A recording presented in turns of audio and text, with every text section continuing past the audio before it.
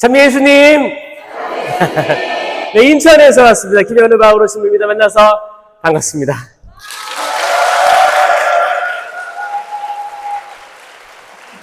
인천에서 왔지만, 제 고향은 전라남도, 목포.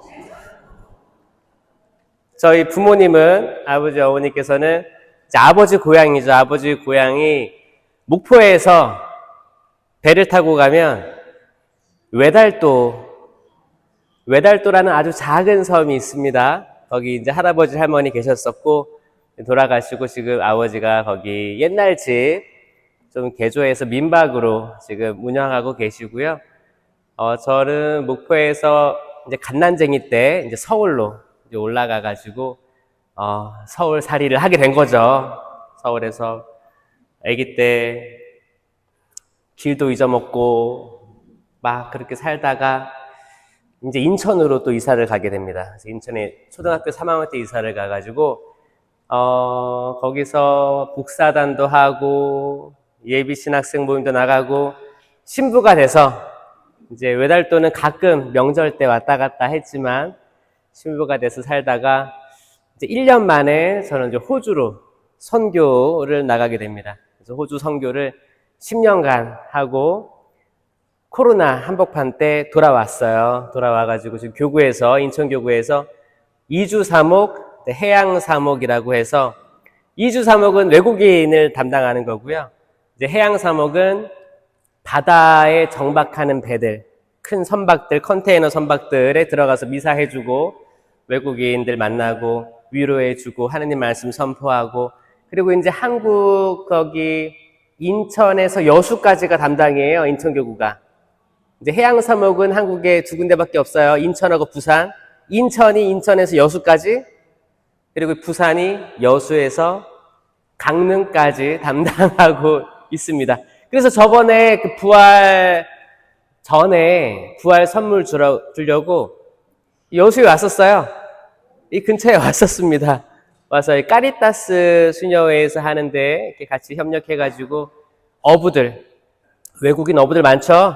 이제 외국인이 사실 그 노동력이 없으면 한국이 돌아가지가 않아요. 그래서 아마 여러분들 많이 볼 거예요, 외국인들. 근데 그 외국인들을 하느님이 사랑하실까요? 한국인들을 사랑하실까요? 네, 똑같이 사랑해요. 그쵸? 때로는 우리가 외국인을 보는 입장이 어때요?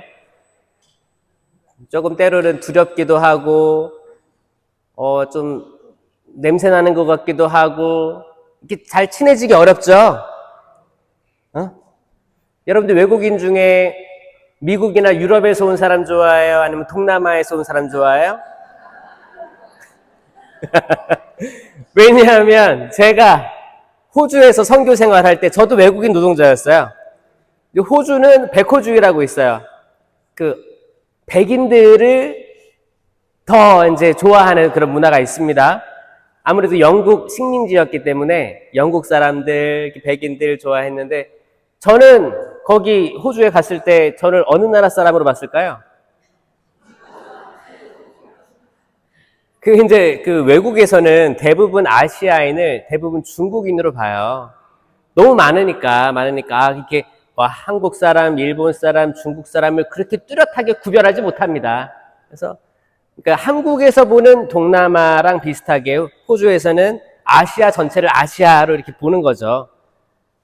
제가 그거를 경험을 하고 한국에 와서 보니까 한국 사람들도 많은 외국인들이 있겠지만 특별히 동남아 좀 이렇게 얼굴 까마잡고 하고 이런 분들을 조금 더 좀 낮게 볼 수도 있겠다라는 생각을 하는데 저 그거를 겪다가 왔어요. 그래가지고 주교님께서 제가 외국인으로 살았기 때문에 외국인의 마음을 잘 알겠구나. 그래가지고 지금 외국인 담당 일을 하고 있습니다. 외국인 담당 일을 하고 있는데 왜 이런 강의를 다니냐? 신기하지 않아요? 그런 얘기들을 한번 나누고자 합니다. 성부와 성자와 성령의 이름으로 아멘. 기도드리겠습니다. 사랑이 많으신 주님, 아빠 아버지, 순천지구 성령 대축제 오신 모든 분들 당신께서 친히 안아주십시오. 당신 자녀들 고생하고 또 무거운 짐을 진 이들이 여기 모여 있습니다. 당신의 뜨거운 성령으로 이들을 새로나게 하셔서 이 시대의 진정한 사도 되게 하여 주시옵소서. 때로는 슬픔도 있을 거고 고난도 있을 줄 믿습니다. 하지만 당신께서 그 좋은 것들을 많이 주셨는데 어떻게 나쁜 것이라고 저희가 거절할 수 있겠습니까? 주님, 축복에 축복을 더해 주십시오. 당신께서 시작하셨으니 당신께서 끝 맞춰 주십시오. 당신께서 책임져 주십시오. 때론 저희가 베드로처럼 물 위를 걷습니다. 당신께서 초대해 주셨으니 놀라운 은사들을 체험합니다. 물 위를 걸었던 베드로는 물에 빠집니다. 풍랑과 파도 때문에 두려워서 빠졌습니다. 하지만 베드로는 다시 손을 뻗쳐 주님 살려주십시오 라고 외칩니다. 가톨릭 교회가 1대 교황으로 기억하고 있는 베드로 성인처럼 우리 모든 사람들은 때론 영적인 체험을 하기도 하고 당신께 가까워짐을 체험하기도 합니다. 하지만 순간적으로 그 어둠 속으로 빠져들 때가 있습니다. 주님, 저희가 손을 뻗쳐 당신께 외칩니다. 주님 살려주십시오. 구해주십시오. 다시 무리를 걷게 해주십시오. 주님, 저희 가족들 각자 열심히 살고 있습니다. 저희 남편, 아내, 자녀들 누군가는 수도권으로 올라가서 열심히 살아가고 있습니다. 주님, 당신의 자녀들 기억해 주십시오. 기억해 주시고 당신께서 약속하신 그 축복들을 풍성히 내려주십시오. 특별히 오늘 이거 주관하고 있는 지도 신부님, 프란치스코 신부님 영육간에 건강 허락하시고 모든 봉사자들, 이 멋진 일이 있기까지 애쓰신 모든 봉사자들 마음속에 당신의 뜨거운 사랑을 내려주십시오. 이 모든 기도 우리 주 예수 그리스도를 통하여 비나이다. 아멘. 성부와 성자와 성령의 이름으로 아멘. 참 예수님. 저 들었는데 오늘 새벽 5시 반부터 봉사자들은 기도했대요. 그 9일 기도도 하고. 그래서 아마 제가 저 딱 보니까 기도 잘하게 생겼어요? 못하게 생겼어요? 아니, 기도 못했어요. 기도를 잘 안 했어요. 그러니까 제 인생은 분명히 좋은 밭이었어요. 부모님이 성령 쇄신으로 오래 일하셨고 기도 열심히 하시는 분이었고 그런 밭에서 자랐지만 저 자체는 기도하기를 별로 좋아하지 않고 계속 건너가려고 밖으로 나가려고 친구들 만나려고 했던 그런 사람인데 저는 한순간에 싹 바뀌었습니다. 싹 바뀌었어요. 그 바뀌게 한 분이 누굴까요? 성령 하느님이었어요. 성령 하느님께서 저를 완전히 바꿔주셨습니다. 저에게 가장 우선순위는 하느님이 됐어요. 가장 우선순위. 제가 계속 10계명 있죠? 10계명 중에 1계명이 뭐예요? 한 분이신 하느님을 흠숭하여라. 이게 1계명이잖아요. 저는 평소 고해성사를 할 때도 이 1계명에 대해서 잘 성찰을 하지 않았거든요. 근데 1계명은 하느님을 가장 우선순위로 두어라 그거거든요. 이스라엘아 들어라. 쉐마 이스라엘. 주님이신 하느님은 주님 한 분뿐이시다. 마음을 다하고 생각을 다하고 힘을 다하고 주님이신 너희 하느님을 사랑하여라. 이것을 너희 자손들에게 거듭 들려주어라. 길을 나설 때나 들어올 때나 자리에 누웠을 때나 일어났을 때나 항상 들려주어라. 이게 1계명이거든요. 근데 하느님이 항상 맨 위에 있었다라고 생각해 보면 그렇지 않았던 때가 더 많았어요. 때론 공부가 제일 우선순위에 있을 수도 있고요. 제 친구가 더 우선순위에 있을 수도 있고 제 부모님이나 아니면 미래에 대한 성공이 더 우선순위에 있었는데 그거를 전혀 인식하지 못하고 살아왔었어요. 신학교 들어갔을 때도 그랬었어요. 신학교 들어갔을 때도 하느님이 가장 우선순위였나 생각하면 인식하지 못했어요. 그렇지 않았어요. 수단을 쫙 있잖아요. 4학년 때. 그래도 수단이 까만색이잖아요. 그거 약간 세상에서의 죽음을 이야기합니다. 근데 그거 입었어도 세상으로 가득 차 있었어요. 근데 언제 바뀌었냐? 대학원 1학년 올라갈 때 신학교에서 성령 세미나가 있었어요. 이 성령 세미나는 기적이에요. 본당에서 이루어지는 것도 어렵죠? 어렵습니다. 그리고 본당 기도 세미나가 있은 다음에 기도회가 자체적으로 생기는 것도 어려워요. 기적이에요. 근데 신학교에 세미나가 있었다라는 거는 기적이에요. 왜 기적이에요? 이게 방해하는 게 엄청 많거든요. 아니 본당 자체에서 세미나를 해도 방해를 많이 하는데 신학교라는 데가 뭐예요? 신부가 될 사람들을 양성하는 곳이잖아요. 그럼 여기 얼마나 악이 많을까요? 그래서 저는 현대의 악은 기도하지 못하는 신부를 양성하는 신학교를 만들 거예요. 전 세계 모든 신학교들의 악마는 어떻게 활동하냐면 어떻게 하면 여기를 겨우 버텨가지고 잘리지 않고 잘 피해 다녀가지고 잘 버틴 다음에 기도하지 못해, 신자들 사랑하지 못해, 화를 주체하지 못해, 분노 조절 장애가 있어. 그런데 숨기고 잘 버텨가지고 신부가 딱 돼.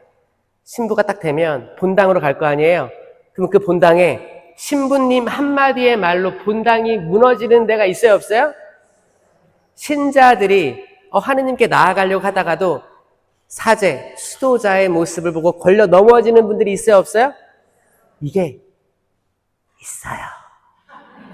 전 세계적으로 있어요. 전 세계적으로 있습니다. 제가 호주에서 선교할 때 그때 어떤 일이 있었냐면 그때 전 세계적으로 이제 사제에 의한 아동 성추행 그게 유럽이나 미국을 했었어요. 호주도 있었어요. 호주도 있었습니다. 저는 외국인 사제로 갔는데도 불구하고 저를 보고 똑같은 범죄자 취급을 했어요. 신자들이. 그러니까 거의 망해가는 데였어요. 호주라는 데가 거기가 25%가 천주교예요. 근데 한국은 몇 프로가 천주교예요?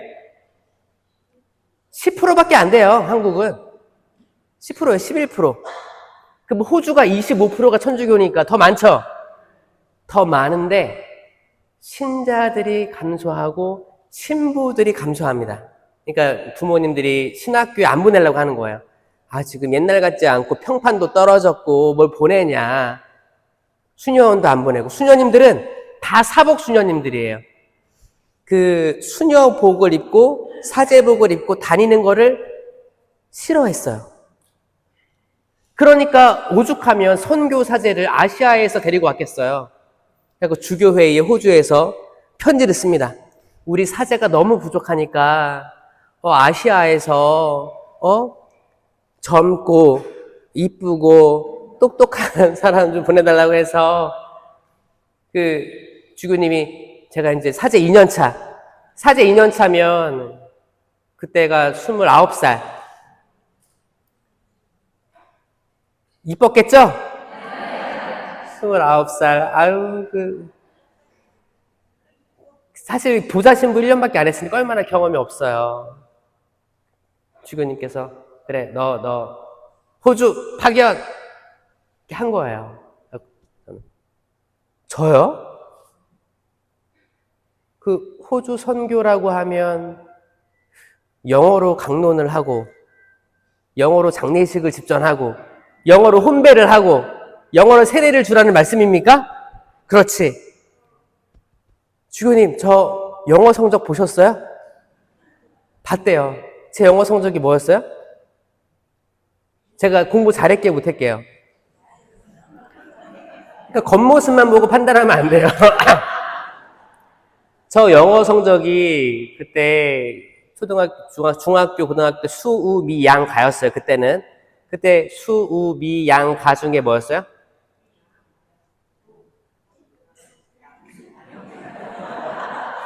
가는 아니었어요. 양이었어요. 양. 수, 미, 양. 양이 공부 잘하는 거예요? 아니에요. 아마 찍어도 그렇게 나올걸? 양. 그래서, 중학교, 고등학교 때는, 그러면, 이건 내 실력이 아닐 거야. 대학교 가면 다 할 수 있을 거야. 신학교 갔어. 신학교에도 영어가 있었어요, 과목이. 그때는 A, B, C, D, E로 나왔어요. 똑같은 거예요. A, B, C, D, E. 여기서 성적이 뭐였어요? D. D 중에서 D 마이너스 이렇게 나오는 거예요. 그래서 저는 자신 있었어요. 나는 절대 유학이라든지 영어권으로 갈 일은 없다. 나는 안전하다. 난 한국을 사랑한다. 한국에서 사목을 하겠다. 그랬었는데 주교님이 호주로 선교를 가라고 하니까 다 영어로 해야 될 거 아니야. 그래서 저는 알았거든요. 전에 거기 저도 옛날에 있던 분당이 외국인 선교사제가 있던 분당이었어요. 근데 그분들은 미국에서 오시거나 아일랜드에서 오신 분이었죠. 그분들이 영어 사람들이기 때문에 한국어 강론을 할 때 주님께서 되게 글을 되게 천천히 어눌하게 읽는 그거를 기억하거든요. 그러니까 이게 내 모습이 떠오르는 거야. 나 호주 가면 망했다. 이거 어떻게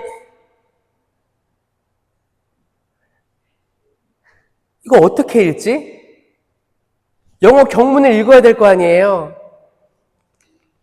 하고 저는 안 가려고 주교님 혹시 이름을 헷갈리신 거 아닙니까? 제가 이름이 또 김현우니까 이름이 흔해요.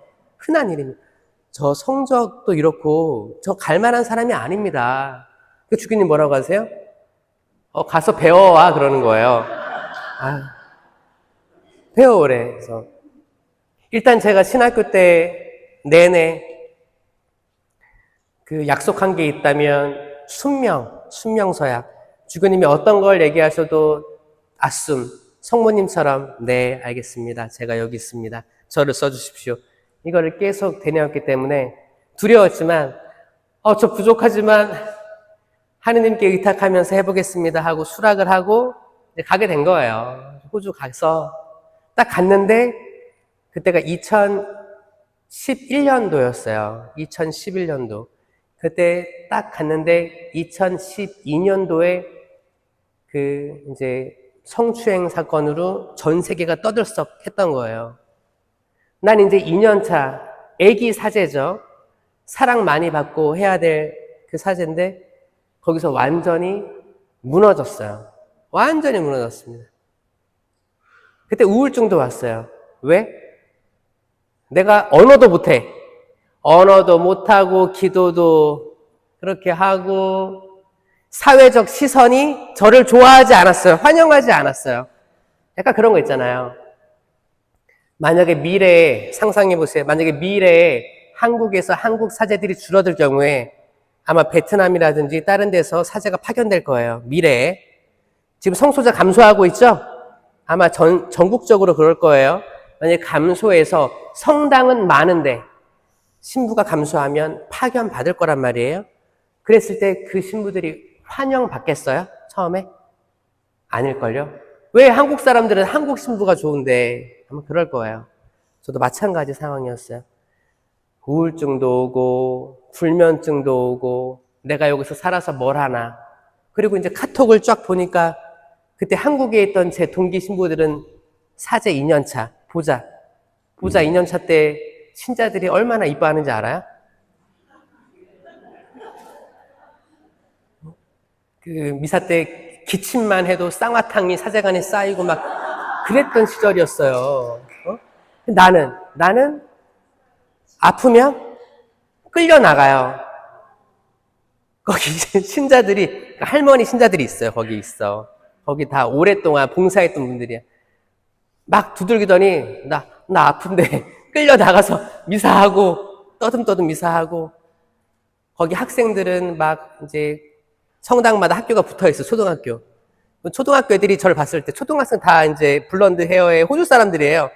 걔네들 와가지고 보니까 아시아에서 왔어 하고 막 키득키득거리고 성채 주면 성채를 또 손에 주잖아요. 그럼 막 냄새 맡아보고 막 이런 것들이 불쾌하죠. 불쾌한데 아, 내가 여기 외국인으로 왔으니까 사실 그런 생각했지. 아, 과거에 조선이 끝나고 천주교가 이렇게 들어왔을 때 많은 외국인 선교사제가 있었는데 그 선교사제의 마음들은 어땠을까? 그때 한국어를 잘했겠어요? 못했지?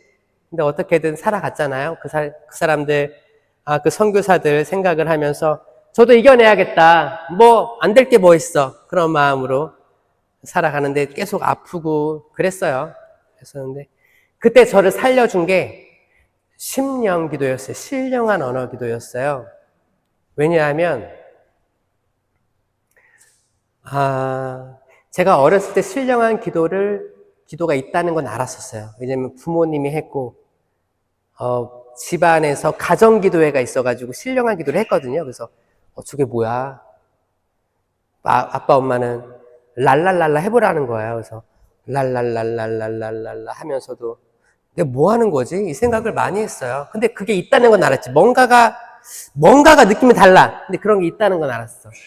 시간이 지나고 그 성령 세미나 신학교에 있었을 때 그때도 조금 해볼까 랄랄랄랄랄랄라 했는데 잘 되진 않았어요. 잘 되지 않았는데 호주에 가서 어떤 체험을 했냐면 제가 힘들 때 정말 그때는 어떤 생각까지 갔었냐면 죽어버릴까 그 생각이 있었어요. 그리고 불면증이죠. 그래서 불을 또 끄지도 못했어 잘 때.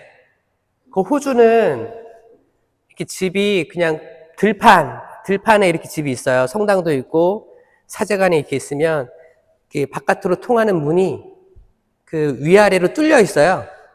바람 통하게 뚫려 있어요. 그럼 그 안으로 뭐가 들어오냐면 이만한 거미가 들어와. 이만한. 거기 뭐 도마뱀 이만한 거. 막 이게 왔다 갔다 해요. 그냥 사파리예요. 사파리. 그러고 막 다녀요. 그래서 이제 불을 끄면 너무 어둡잖아요. 불을 처음에 껐다가 키니까 벽에 거미들이 막 달려있는 거 무섭잖아. 그러니까 아예 불을 이제 안 끄고 화장실 불을 켜놓고 잤단 말이에요. 자다 깨다 반복하는 거지. 근데 어느 날 이제 그거죠. 환각이 보이는 거, 환각. 환각이 어떻게 보이냐면 제가 화장실에 목을 매달고 이렇게 있는 형상이 보이는 거예요. 자, 그런 형상들은 누가 주는 걸까요? 악마예요, 악마. 악마 확실한데 보이고 계속 내 자존감이 완전 떨어지고 내가 왜 여기 와서 이런 꼴을 당하고 있냐. 동기들은 지금 이게 파릇파릇한 신부 때 사랑 많이 받고 우리 신부님, 애기 신부님 쌍화탕 난 이게 뭐냐 하면서 그래서 제가 누워서 그때 신음소리를 내는 거예요. 이게 아픈 거예요. 끙끙 앓는 거야. 알아. 근데 그게 언젠가 신령한 언어로 바뀌는 거예요. 제가 이해하지 못했고 잘 못했다고 했던 그 기도가 근데 사실 그 기도밖에 안 나오는 거예요. 왜? 묵주기도 할 그 기력도 없는 거예요. 아니 에너지가 있어야 하늘에 계신 우리 아버지가 하지. 근데 묵주를 들고 묵주기도를 못하는 거예요. 그때 호흡하면서 신음소리 내면서 그냥 혀를 랄랄랄랄랄랄 이렇게 하는 거예요. 근데 그게 예전 기도랑 다르지 않았어요. 근데 난 느꼈어요. 이게 신령한 기도구나. 그 불면증이 있던 제가 신령한 기도를 하면서 스르륵 잠들었어요. 그 인식한 뒤로 잠을 계속 잘 잤어요. 잘 자고 용기도 생겼어요. 하느님이 날 창조하셨는데 내가 못할 게 뭐야? 성령께서 함께 계시는데 내가 못할 게 뭐야? 온 세상에 가서 복음을 전하라고 하셨는데 나를 믿는 이들에게는 이러한 표징이 따를 터인데 내 이름으로 마귀들을 쫓아내고 이상한 언어로 말도 하고 뱀을 쥐거나 독을 마셔도 아무런 해도 입지 않을 것이며 병자에게 손을 얹으면 병이 나을 것이라고 약속하셨는데 내가 못할 게 뭐야? 이 뜨거움이 올라왔습니다.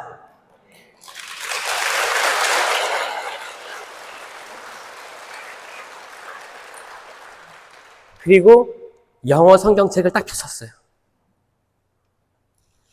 그 전까지만 해도 제가 영어 공부를 어떻게 했었냐면, 이제 인강이라고 합니다. 이제 인터넷 동영상 강의해가지고 인강을 막 보는 거예요. 이제 그 일반 학생들이 배우는 것처럼 보는 걸 계속 보고 공부하고 영어를 한국 사람이 영어 배우듯이 학원에서 배우듯이 공부를 했는데 이거를 멈추고 영어 성경책을 펴서 통독을 하기 시작했어요. 영어 성경책으로 제가 통독을 그때 이제 10년 통틀어서 한 4번, 5번 정도 했어요. 필사도 하기 시작했습니다. 성경책을 그대로 베끼는 거예요. 영어인데. 그렇게 영어 공부를 했는데 기적이죠. 그렇게 수미 양 가중에 양양양양 맞고 D를 맞았던 제가 영어 성경책을 영어로 공부하고 영어 강론을 준비하고 쓰고 읽고 얘기하고 하다 보니까 제가 돌아올 때는 나티라고 합니다. 나티. 한국어, 영어, 통역 자격증도 받고 옵니다.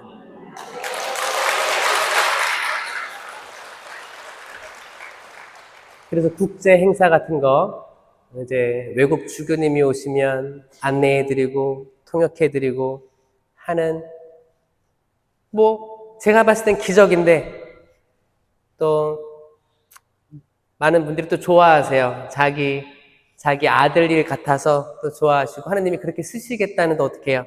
그렇게 돼서 와서 지금도 외국인 사목하면서 영어로 미사하고 또 이렇게 통역이 필요할 때 가서 일을 하고 있어요. 여러분, 이건 지금 축약해서 잠깐 제 소개를 한 건데 이 역사 중에서 가장 제가 기억에 남는 건 뭐냐? 과거에 아무 별로 중요하지 않다고 생각했던 신령기도였어요. 이 신령기도가 저를 어떻게든 치유를 만들었고 용기를 줬고 뜨거움으로 불타게 했고 하느님 말씀에 대해서 확신을 가지게 했고 이걸 한국어든 영어든 선포하게끔 한 거예요. 시간을 돌이켜 봤을 때 신학교 시절에 이제 대학원 1학년 때였어요. 그때 신학교에서 세미나가 있었을 때 저는 그때까지만 해도 기도를 못했고 성체 신심이 없었고 성모 신심도 없었어요. 그냥 잘 모르지만 여기에 있다 보면 훌륭한 사람이 되겠지. 훌륭한 사람 되겠지. 그런 생각으로 버티고 있었어요. 근데 신학교는 1학기마다 짐을 다 빼요.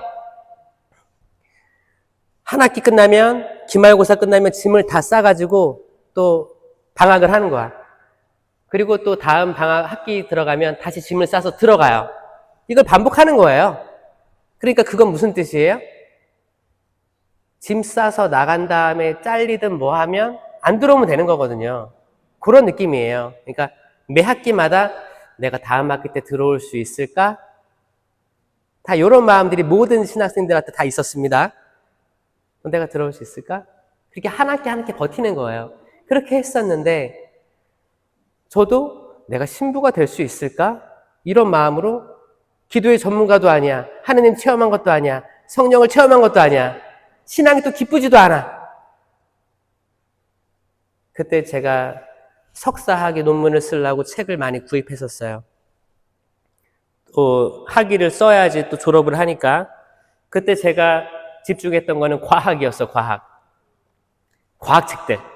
그리고 어떻게 하면 신앙과 과학을 함께 생각할 수 있을까? 그래서 지금 믿는 신앙이 없는 사람들도 어떻게 초대할 수 있을까? 약간 이성적으로 준비를 했었어요. 근데 세미나를 받고 제가 총고회를 하고 성령 하느님의 따뜻함, 그분의 용서를 체험하고 이 책들을 다 버리고 성령에 대한 책들을 모으기 시작했습니다.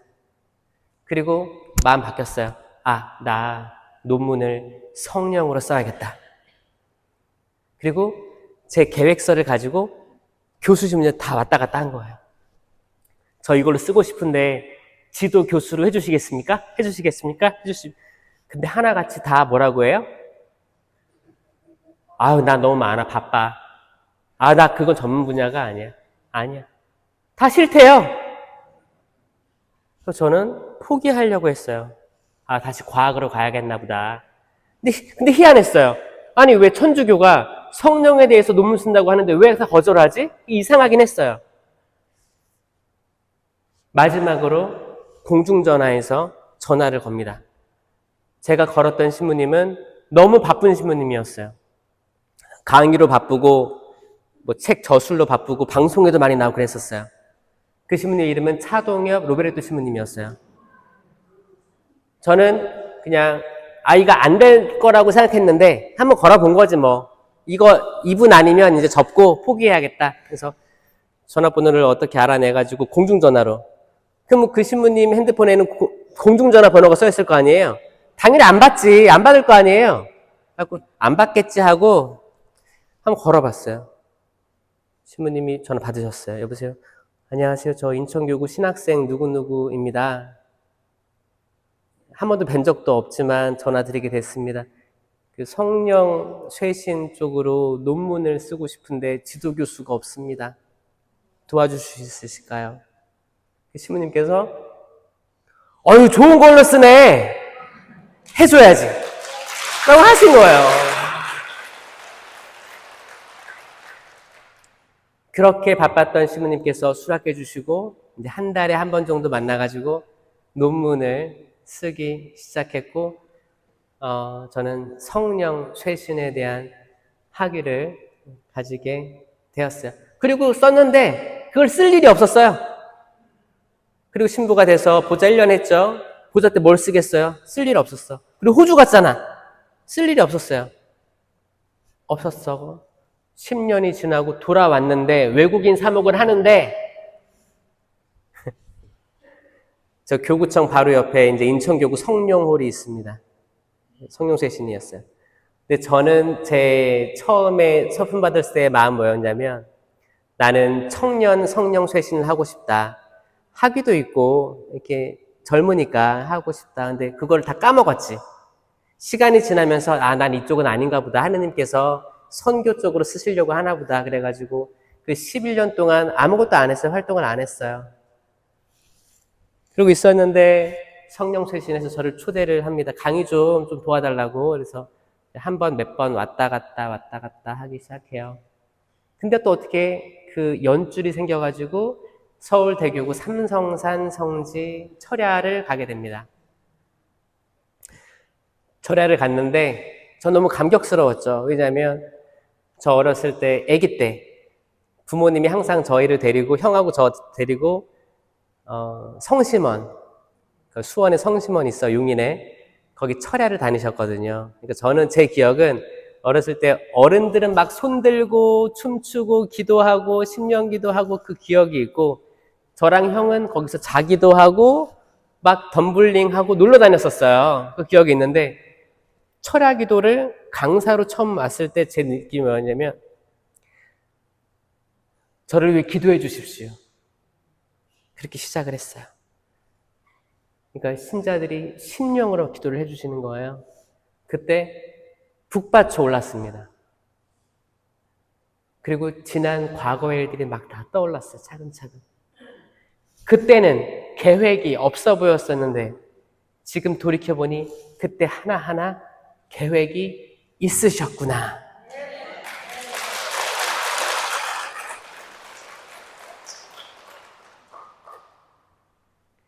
그리고 이제 삼성사는 각 전국에 어떤 본당 기도회장들이 많이 와요, 사실.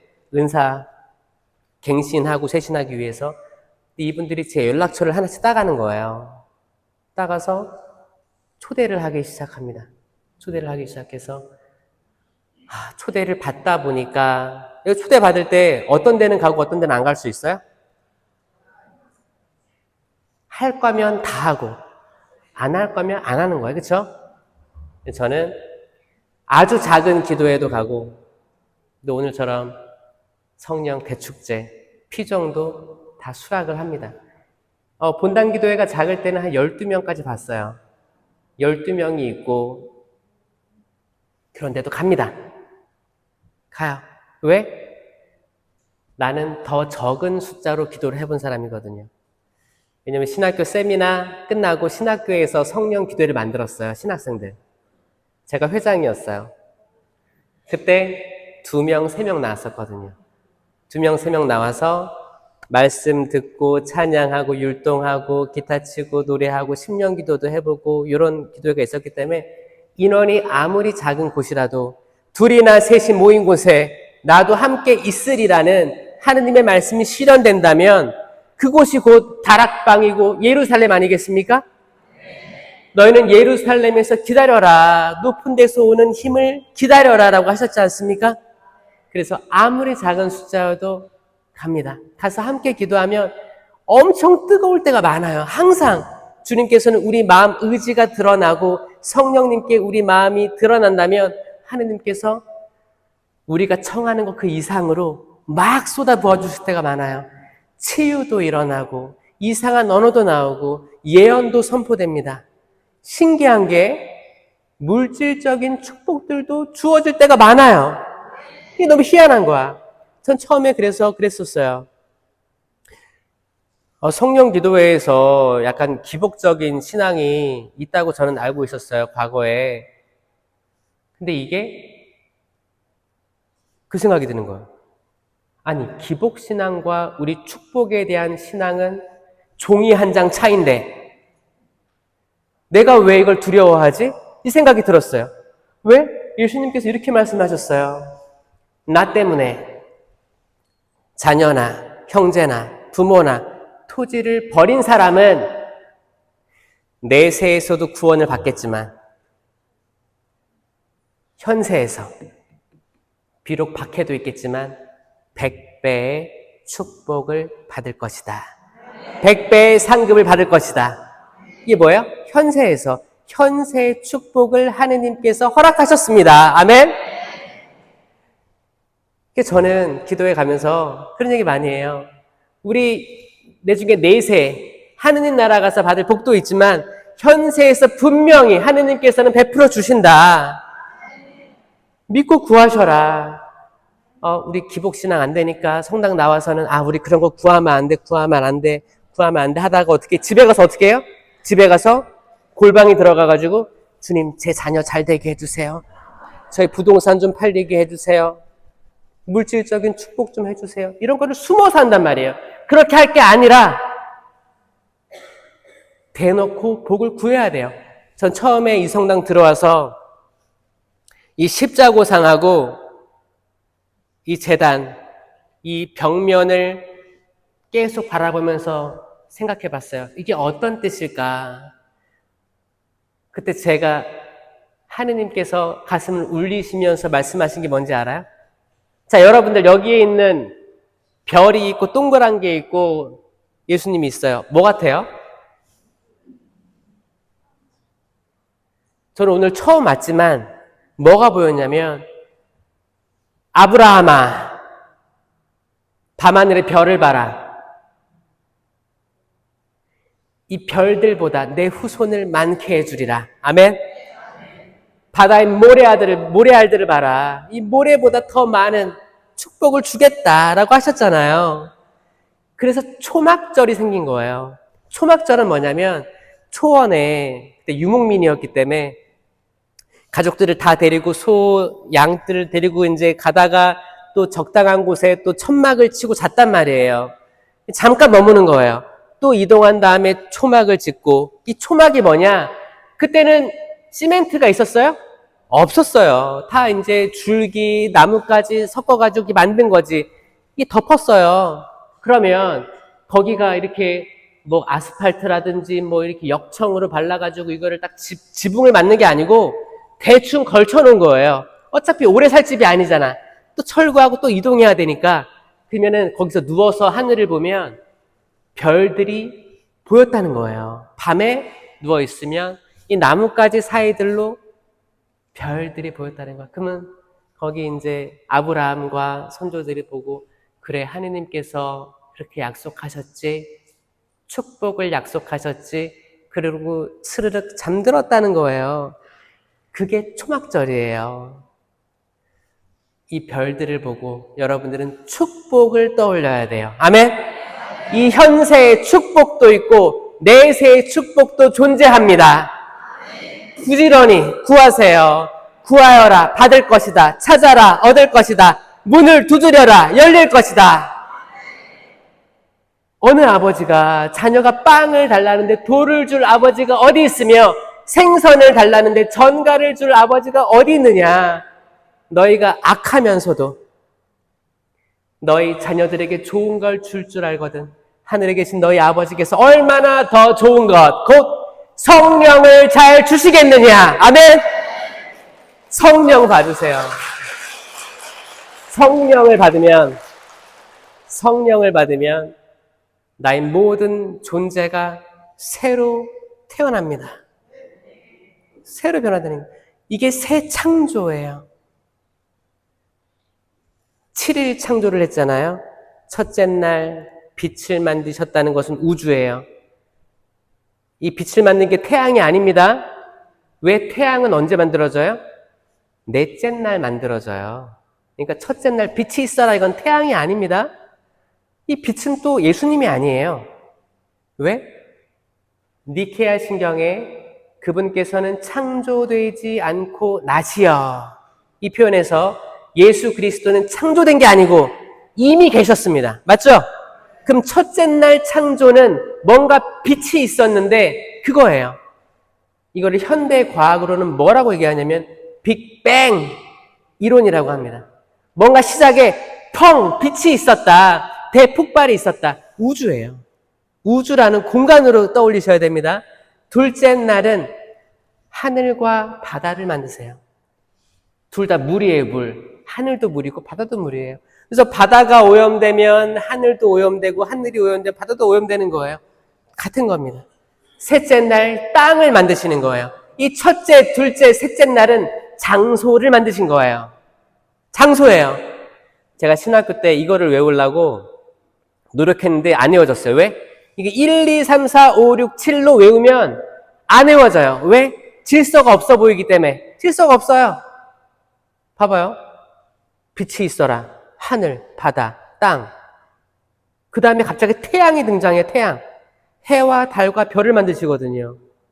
뭐지? 질서가 없어 보여. 잘 보세요. 1, 2, 3은 공간. 그리고 이제 4, 5, 6일 날 그 공간에다 뭐를 넣으십니다. 넷째 날, 첫째 날 만드셨던 그 우주에 해와 달과 별을 심으신 거예요. 다섯째 날, 그 하늘에 새를 심으셨고 바다에 물고기를 심으신 거예요. 여섯째 날, 그 땅 위에 짐승들하고 사람 만드신 거예요. 아멘? 뭐예요? 있을 곳을 만들어 놓으시고 있어야 될 것들을 심으신 겁니다. 근데 이거를 1, 2, 3, 4, 5, 6 이렇게 외우면 절대 안 외워집니다. 헷갈려요. 여러분 지금 외우신 분들이 있을 거예요. 아마 천지창조 지금. 그쵸? 마지막 날은 쉬셨잖아요. 그쵸? 이 7일 창조가 뭐냐면 먼저 있을 곳을 예비하시고 나중에 심으신다. 그래서 저는 그 생각을 하는 거죠. 내 인생도 지금의 내가 있기까지 뭔가를 세팅을 해놓으신 거예요. 그때는 이해 안 갔어. 그때는 이해 안 갔었지만 다 이렇게 이루시고 너 이제 바로 서서 선포하여라. 심으신 거 아니겠습니까? 혹시 여러분 자녀들이 때론 이렇게 걱정되죠? 지금 뜻을 펼치지 못하는 것 같기도 하고, 내가 그렇게 신경 써서 키웠는데, 내가 그렇게 젊었을 때 하고 싶었던 것들, 자녀들이라고 꽃 피우라고, 내가 다 입을 것도 안 입고, 먹을 것도 안 먹고, 아껴가지고, 교육시키고 다 했는데, 세례도 받게 하고, 성당에 열심히 기도하고 활동했는데, 아직 자녀들이 뭔가 뚜렷한 게 안 드러났어. 이럴 때 여러분들은 좌절할 거예요. 희망이 없다고 생각할 거예요. 아니요. 하느님의 창조가 다 이루어지지 않았습니다. 아멘. 이걸 믿으셔야 돼요. 하느님의 창조가 이루어지지 않았고 계속 그 물 위를 하느님의 성령이 맴돌고 있습니다. 그리고 지금까지 여러분들이 봤을 때 과거에 있던 일들이 이해가 안 되잖아요. 언젠가 하느님의 때에 그 모든 것들이 쫙 이해될 때를 만들어 주실 거예요. 아멘. 그분을 믿고 지금을 걸어가셔야 됩니다. 좌절하지 말고 실망하지 말고 여러분들을 자책하지 말고 이 길을 뚜벅뚜벅 걸어 나가셔야 됩니다. 아멘. 악마는 계속 방해할 거예요. 야, 그만하면 됐어. 포기해. 야, 다 부질없는 짓이야. 응? 너도 희망 없고 너 남편도 희망 없고 애들도 희망이 없을 거야 라고 귓속말로 이야기하는 이들은 악마입니다. 이걸 믿으셔야 돼요. 하느님께서는 축복을 선물해 주십니다. 지금 이 순간도 축복을 쏟아 부어 주십니다. 우리가 여기 있는 곳에서 고개를 들어보세요. 이렇게 위를 쳐다보세요. 고개를 들고 목도 한번 돌려보세요. 스트레칭, 목도 이렇게 풀어보시고 이 성당 천장이 밤하늘에 별이 있다고 생각해 보세요. 그래, 이 별들처럼 어마어마한 축복을 주셨지, 약속하셨지, 그 약속을 이루어 주실 거야 라고 믿으세요. 아멘. 그리고 저 동그란 게 보름달처럼 보이기도 했고 저는 성체로, 하늘에서 떨어지는 성체로 보였습니다. 저랑 같은 사람 있어요? 성체로 보였어요. 성체. 하늘에서 떨어지는 만나로 보이기도 하고. 그 이스라엘의 백성들이 먹었던 만나 이야기 아세요? 만나가 떨어졌대요. 근데 그 떨어진 건 약간 추상적인 표현이고 그 당시 이제 과학적으로 접근을 하면 뭐였냐? 그 만나는 새들의 배설물 혹은 곤충의 배설물이 섞인 어떤 찐득찐득한, 우리 아까 그 한과 있죠, 한과. 한과를 이제 굳히기 전에 이렇게 늘어나잖아요. 그래서 끈적끈적한 거. 그런 느낌이라 생각하면 돼요. 그런 게 자연적으로 이렇게 아침에 딱 이렇게 식물 위에, 풀잎 위에 이렇게 쌓여 있던 거예요. 그 하느님이 뭐라고 했어요? 모아드려라. 먹을 만큼 모아드려라 라고 하신 거예요. 근데 어떤 사람은 욕심이 많아. 어떻게 했어요? 많이 모아드렸어요. 어떤 사람은 적당히 모아드리고. 그런데 다음 날이 되면 다 녹아서 없어져 버렸어요. 거기서 나온 게 일용할 양식이에요. 일용할 양식이에요. 하루 쓸 필요한 양식을 주시고, 이게 주님의 기도에 있잖아요. 사실 하느님께서 다 먹여주십니다. 믿으세요? 아마 여러분들은 미래를 위해서 저축하고 많은 것들 아끼고 하시죠? 예수님께서 그러셨어요. 들에 핀 나리꽃을 봐라. 꽃 하나를 비우드셨지만 우리가 보는 많은 꽃들이 있을 거예요. 솔로몬이 그 많은 부귀영화를 누렸음에도 저 나리꽃만큼 차려입지 못했다. 그랬어요. 아멘?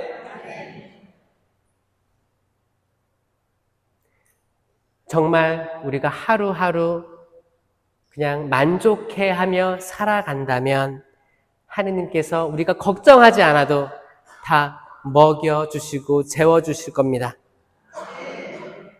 맞죠? 때로 우리가 욕심이 많아가지고 더 많은 것들 하고 싶어가지고 이렇게 하다 보면 투자도 하고 다 쌓아놨다고 다 무너지기도 하고 욕심이 우리가 쌓아왔던 걸 한순간에 무너뜨리기도 합니다. 여러분 계단을 걸어가셔야 돼. 계단. 그 계단 뚜벅뚜벅 걸어가다 보면 정상에 이를 거예요. 때론 추락할 수도 있어요. 넘어질 수도 있어. 그러면 떼굴떼굴 굴러갈 거 아니에요? 계단에서 구르면 잠깐 미끄러져서 얼마 안 떨어질걸요? 그쵸? 발을 헛디뎠어. 계단에서. 그럼 조금 굴러가다가 멈춰요. 다시 또 올라가면 돼요. 뚜벅뚜벅. 근데 엘리베이터 타다가 추락하면 쭉 가는 거예요. 느리다고 해서. 여러분 자녀들이 느리다고 해서. 여러분 남편이 직장 승진해야 되는데 안 된다고 해서. 아니 주님께 축복을 주셔야 되는데 축복이 더디다고 해서. 여러분 아들 딸들이 결혼했는데 손주 손녀가 안 생긴다고 해서 좌절하지 마세요. 꾸준히 성실하게 하느님을 믿고 의탁하다 보면 하느님께서 아주 적당한 때 그 복을 눈으로 보여주실 거예요. 아멘. 제가 그 호주 선교할 때 형이 결혼을 했습니다. 저희 형은 이제 의사로 살고 있어요. 의사로 이제 육신을 치유하는, 그리고 이제 저는 영혼을 치유하는 삶을 살아가고 있습니다. 부모님의 기도와 희생으로 가능했겠죠. 형이 이제 공부하고 그러느라 이제 그 여자친구 만들 시간도 없는 거예요. 그래서 어떻게 결혼하게 됐냐 궁금하지 않아요? 저희 아버지 어머니가 외달도, 목포에서 배 타고 외달도에서 민박을 하시는데 한 손님들이 찾아옵니다. 나중에 들은 거예요. 제가 호주 선교 갔을 때 손님 찾아와서 거기서 이제 식사도 하시고 낚시도 하시고 민박에서 쉬시고 하는 거죠. 근데 이제 거기 분들이 이제 이런저런 뭐 약주도 한잔하고 밤에 거기 섬에 사람이 별로 없어요. 되게 작은 섬이에요. 26가구밖에 없어요. 그러니까 밤에 아주 조용합니다. 거기서 이런저런 얘기하다가 아들 있네, 딸 있네, 뭐 얘기했겠죠? 했는데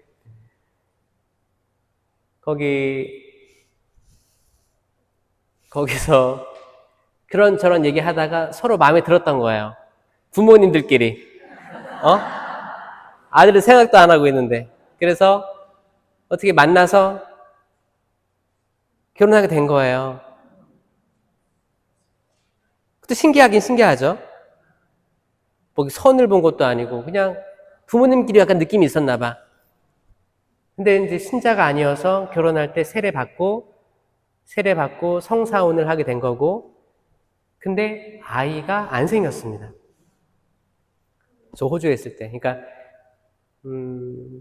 한 병원도 많이 왔다 갔다 하고 고생한 걸로 알고 있어요. 아이는 축복이잖아요. 그래서 축복이 안 생겼던 거예요. 그리고 7년이 지납니다.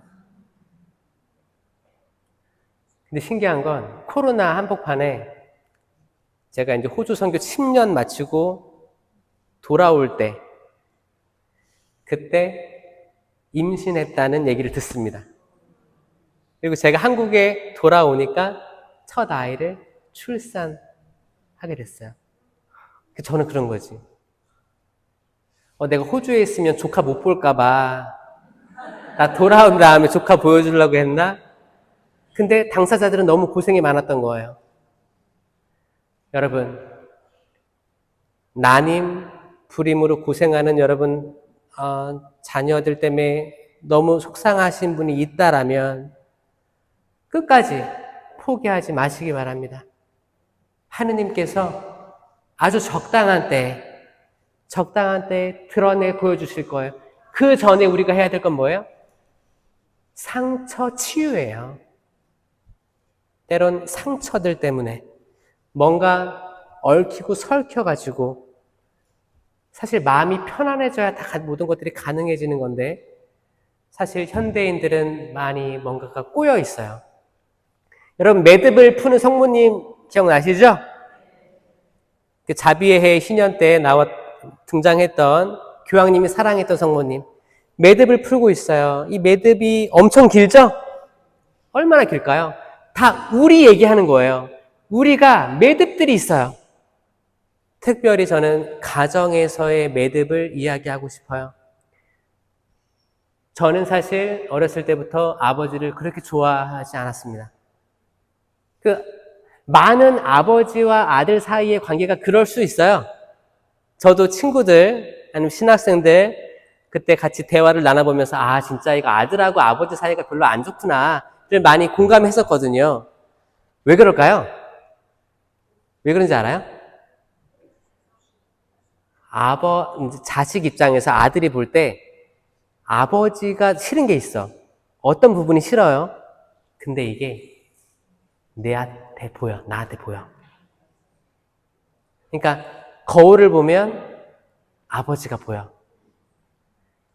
이게 닮아서 싫은 거예요. 다양한 핑계를 대겠지만 결국 또 엄마가 딸. 보세요. 결국에 딸이 닮았어, 엄마를. 아들이 아빠를 닮았어. 나중에 깨달을 때가 올 거예요. 내가 지금은 억하심정에 이렇게 대들기도 하고, 아버지가 하라는 말은 안 듣고 딴 일 하고, 또 엄마가 하라는 거 안 하고, 정반대의 길. 개구리 왕눈이. 제가 초등학교 때 별명 개구리였어요. 그때 눈이 땡그랬거든. 땡그랬어요. 정반대의 일을 많이 했던 아들, 딸들이 나중에 이 모든 것들을 이해하고 깨닫고 효도할 날이 올 겁니다. 여러분들의 상처들을 치유할 날이 올 겁니다. 아마 여러분들 돈으로 막 횡재하거나 성공하는 것보다 가족 간의 어떤 티격태격한 약간 그런 매듭들이 풀어지는 걸 더 원하는 분들이 많을 거예요. 내가 이렇게 돈 벌고 성공하면 뭐해? 자녀들이 풍비박산 났는데, 이것보다는 가족들이 한자리에 모여서 묵주기도라도 할 수 있으면 이게 더 행복한 깨닫는 때가 올 거예요. 근데 그럴 때가 올 거예요. 그게 우리가 생각할 때는 아닐 거예요. 근데 하느님께서 원하시는 때 될 거예요. 제가 한 자매님하고 연락이 닿았습니다. 저에게 문의해 주신 분은 남편이었어요. 남편인데 지금 아내가 갑작스럽게 하반신 마비가 된 거예요. 자고 일어났는데 하반신 마비가 된 거예요. 멀쩡했는데. 젊어요 또. 그게 되게 희귀병이라고 하더라고요.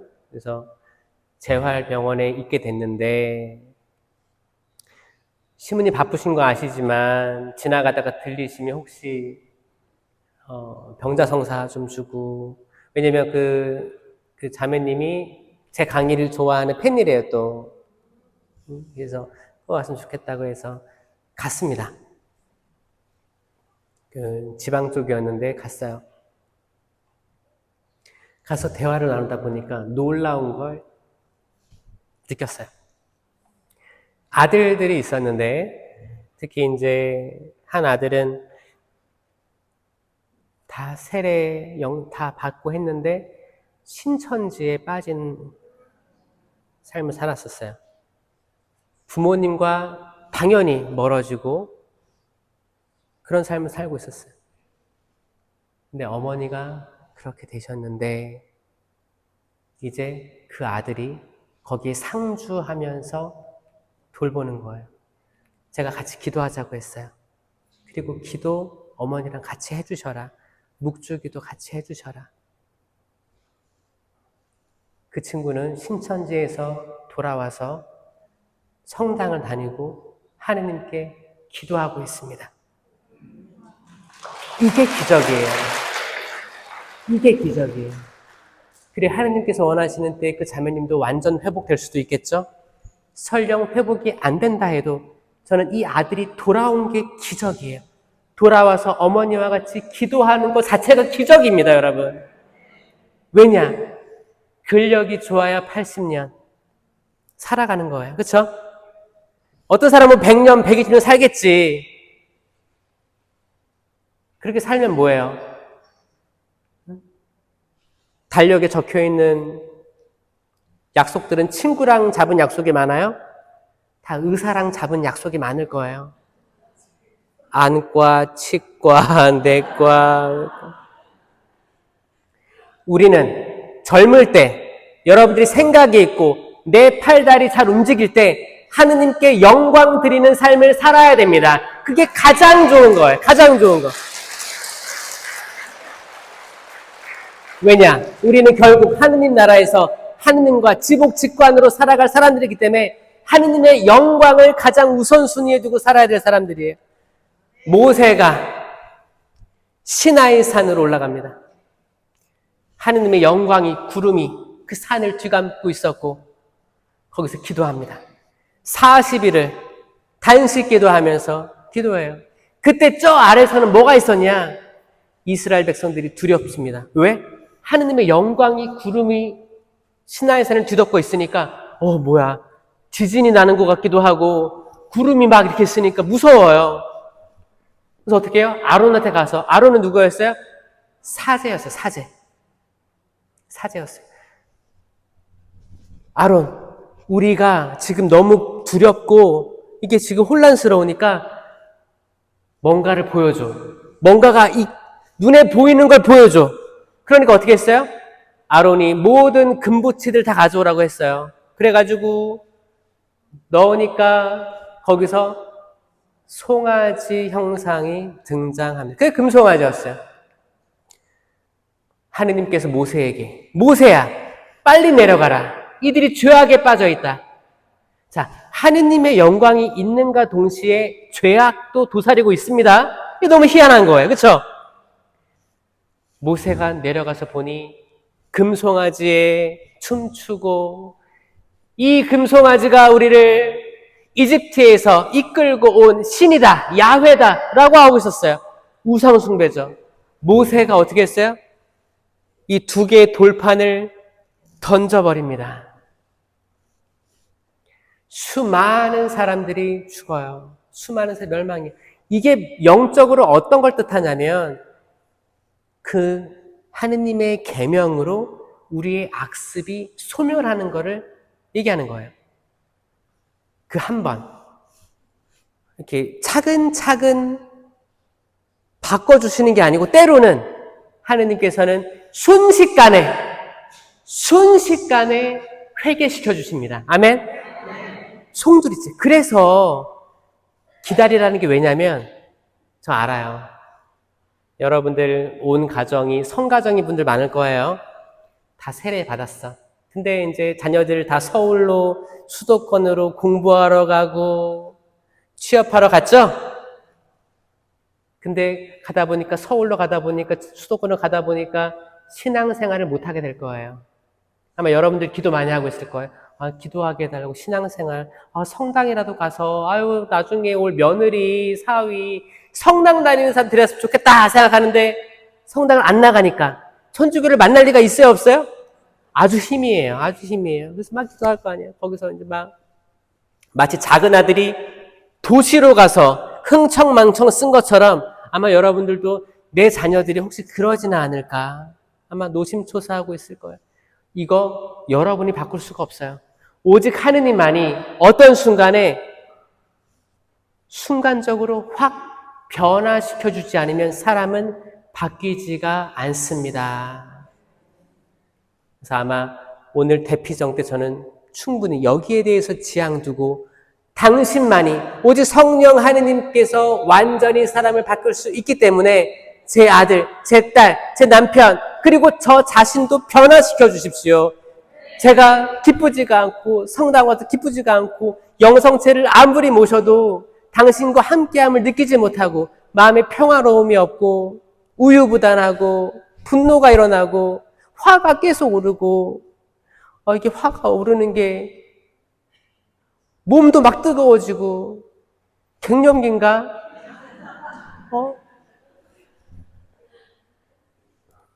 이 갱년기에 대해서는 제가 다음 강의 때 좀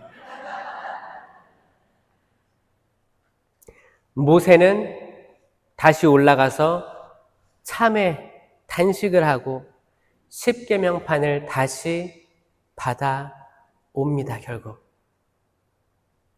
그리고 아론한테 얘기해요. 도대체 무슨 일을 저지른 겁니까? 그래요. 자, 아론은 사제였습니다. 맞죠? 사제가 잘했어요? 잘못했어요? 잘못했어요. 이 시대의 사제들이 잘못하고 있습니다. 이 시대의 사제들이 에제키엘 예언서처럼 지금 병들고 아픈 양들을 제때 관리해주지 않고 있습니다. 모든 사제가 그런 건 아니지만 존재한다는 거를 우리가 시노달리타스 우리가 그거 설문조사 그리고 이제 천주교 갤럽조사 이런 거를 통해 설문을 받은 적이 있어요. 많은 분들이 사제가 이랬으면 좋겠다라고 이제 하는 거 있거든요. 그런 거 봤을 때 같은 동료 사제로서 무거운 책임감을 느낍니다.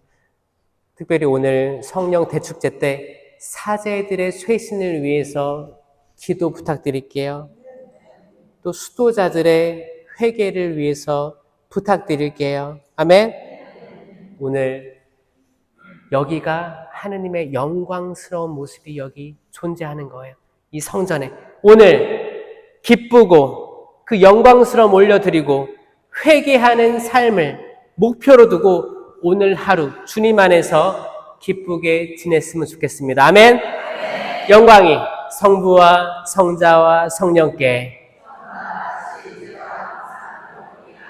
성부와 성자와 성령의 이름으로 아멘. 들어주셔서 감사합니다.